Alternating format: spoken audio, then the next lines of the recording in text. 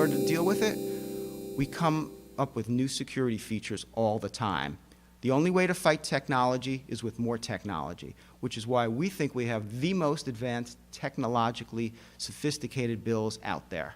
We're having to constantly fight this cat and mouse game. Every time the counterfeiters make an advance, we have to think about how we're going to counter that. And we don't just do it in real time. Right now, there are some very, very bright people who are thinking really, really hard about what it's going to look like in the 2020s and the 2030s. They try to project into the future and try to make sure that we're ahead of the curve. We have our own laboratories with scientists. We have PhD chemists. We have engineers. We have a lot of folks with very, very strong scientific backgrounds with our own very sophisticated laboratories in our factory. Very different from your typical printing press. But in addition to that, what do? We partner with private industry. We work closely with the technological folks out there and try and get their knowledge and try and incorporate that into our bills. How do we do that? Well, this is one of the times where the lawyers actually can help.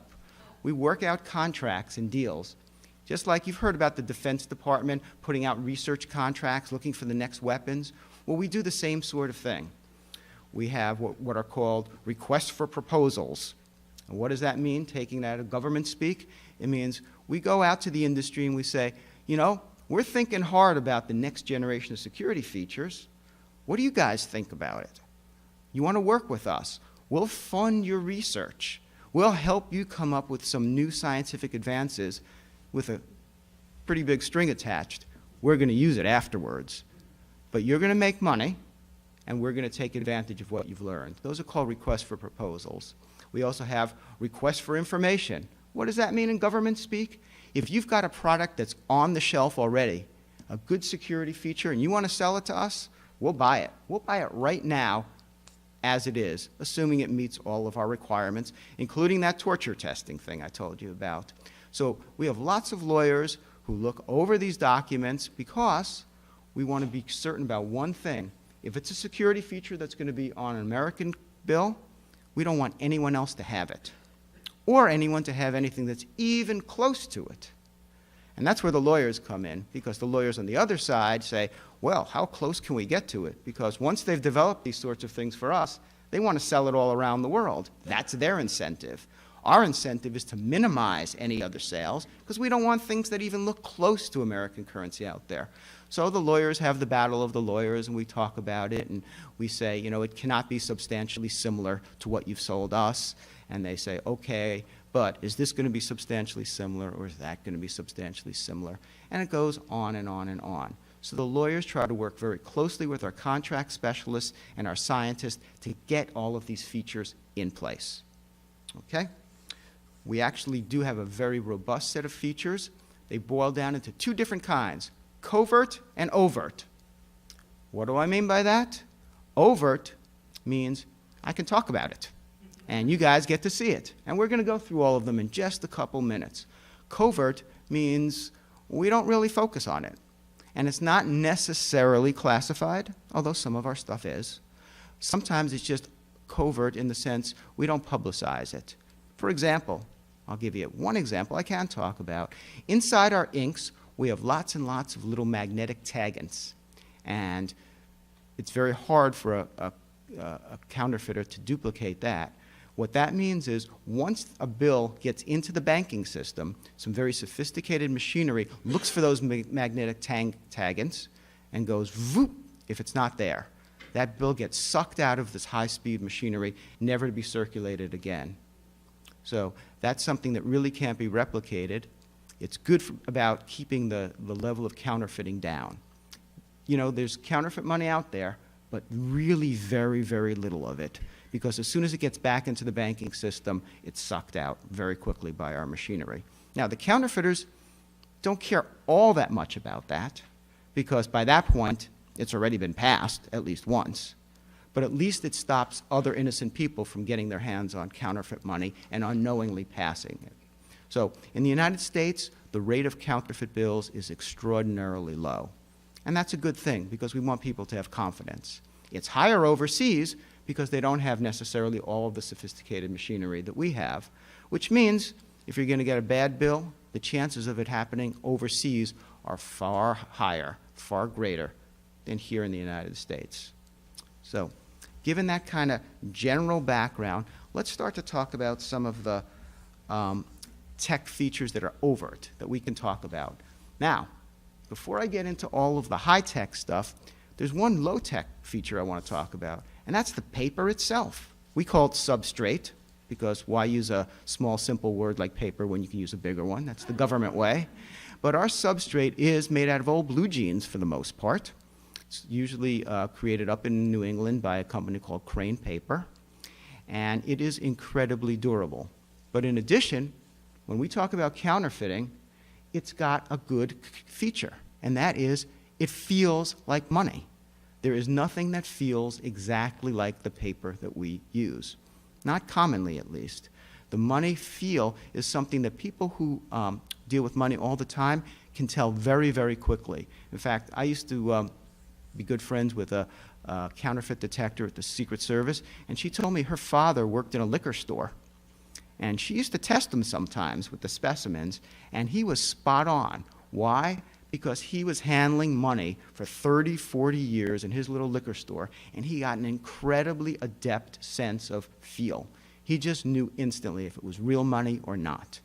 And that is a very simple but pretty effective means of counterfeit identification.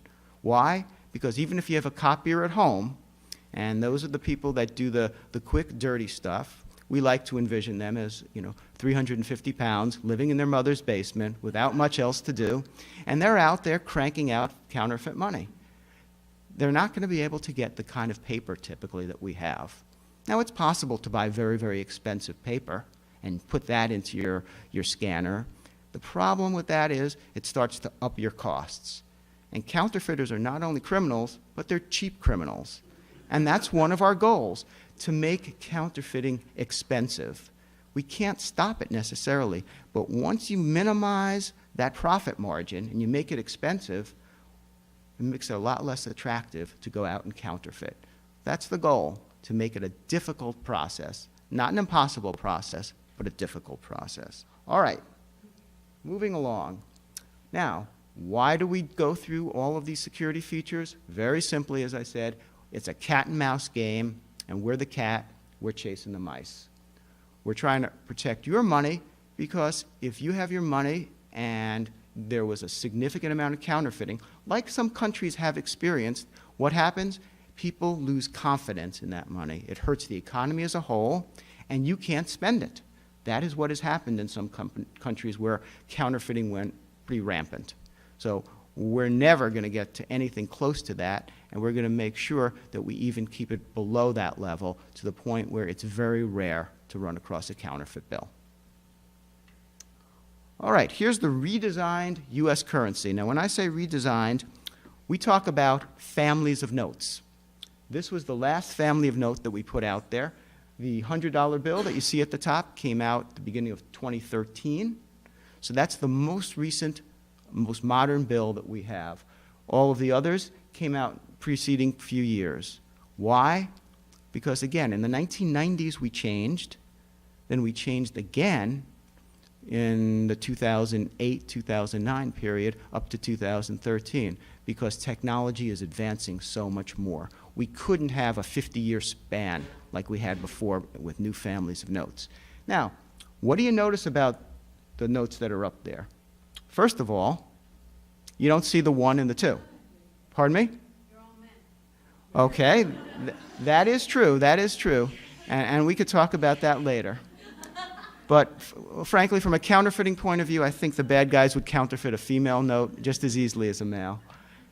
Besides for the fact that they're all men, and by law, they're all dead, because that is a US statute. Congress has passed a law. You can't put a living person on the bill, which I thought was actually kind of amusing during the presidential debates. I won't say the candidate, but one candidate said if he had to have a woman on the bill, he would put his wife there.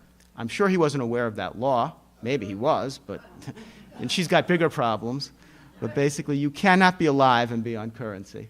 So besides for that, the heads are big, and you don't see the 1 and the 2. Congress, in its infinite wisdom, has passed a law. We can't change the $1 bill.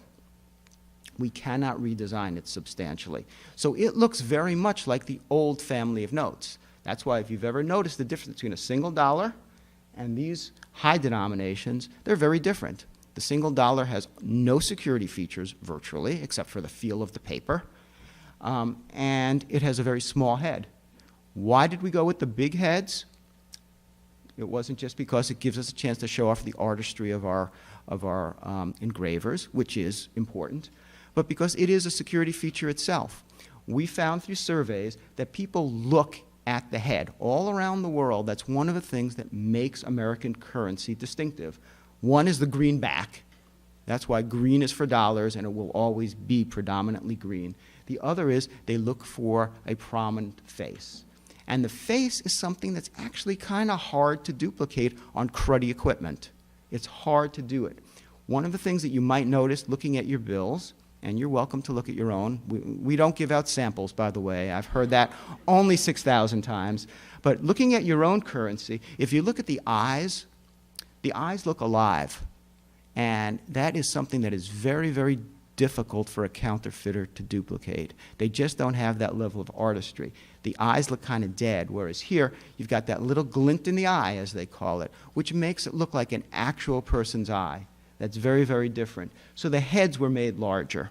In addition, we added other colors, which again doesn't stop a counterfeiter, but it's one more thing. Now, instead of just green and black ink, there's yellows and golds and peach colors, other colors, so they have to invest more if they're going to have a counterfeiting operation.